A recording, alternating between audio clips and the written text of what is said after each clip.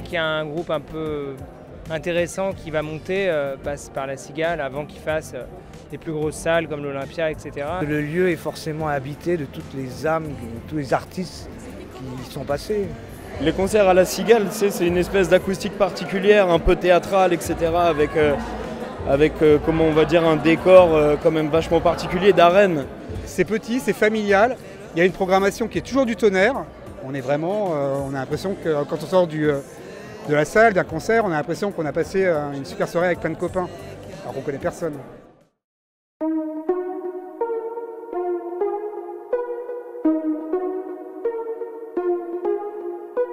C'est la première fois qu'un groupe de rap français avait fait une grosse salle à Paris. C'était Assassin le 3 mars 91 et c'était à la Cigale. C'est un honneur de revenir dans ce genre de salle. C'est de dire ouais, je l'ai fait. Il y a qui est passé par là et je suis passé par là moi aussi. Ouais, j'espère que dans 30 ans je reviendrai à la Cigale, refaire les 60 ans. je serai là pour les 60 ans de la Cigale. Avec 90 ans si je suis encore en vie. On fait partie de ses premiers rappeurs, ses premiers groupes. Et le fait qu'on soit là 30 ans après, c'est qu'on n'avait pas tort, on avait raison dans notre passion.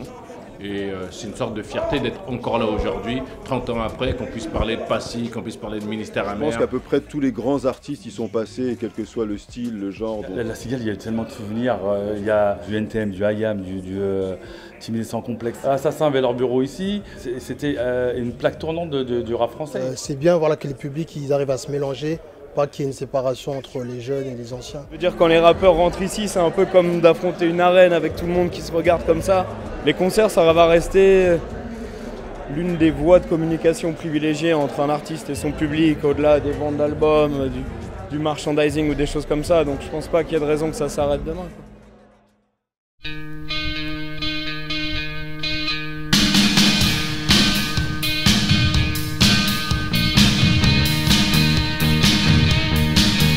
Quand on a commencé le Festival des Arocs, le journal avait 2 ans et c'était en 1988. Et pour nous, c'était un rêve inaccessible. On connaissait la Cigale, on adorait cette salle et on s'est dit que ça serait la salle idéale pour faire jouer les groupes qu'on a envie de faire découvrir au public parisien.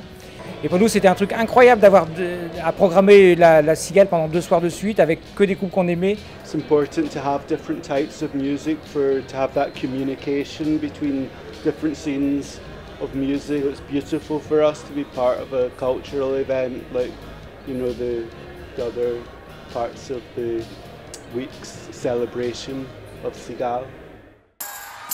Hey, well, I've been on missing. Show.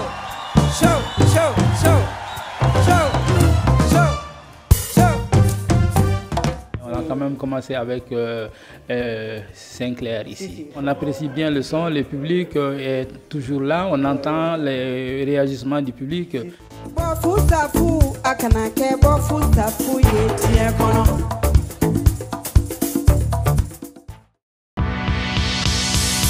Le concept, il est simple, c'était d'essayer de réunir des mondes qui nous sont chers, le skateboard, la musique, les DJ. La Cigale, j'ai 1,7 milliard souvenirs. Franz Ferdinand, les Raptures, Phoenix. C'est pas qu'une simple salle de concert, c'est un endroit de vie, de partage, d'amour. Je suis très fier de bosser à la Cigale.